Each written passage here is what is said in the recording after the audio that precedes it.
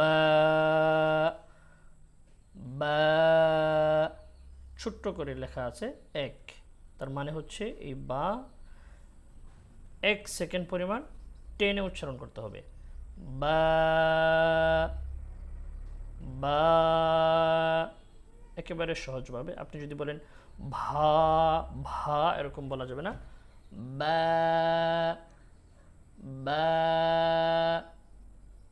ওকে, বার উপর জবর অর্থাৎ হারকাত দিলে বা জবর বা, হারকাতের উচ্চারণ তাড়াতাড়ি করতে হয়, কোনো টান দেওয়া যাবে না। বা জবর বা, বাজের বি, বা পেশ বু, বা বি বু, বা বি বু, বা বি বু, বা বি বু, বা বি বু, বা বি বু। আপনি চাইলে এই বাকে আপনি বেশ কয়েকভাবে আপনি প্র্যাকটিস করতে পারেন। বা বি বু, বি বা বু, বু বি বা, বা বি বু, বি বা বু, বু বি বা, বা বা, বি বি, বু বু। আপনি বেশ কয়েকভাবে বা প্রতিটা হরফের উচ্চারণকে কিন্তু আপনি অনেকভাবে প্র্যাকটিস করতে পারেন।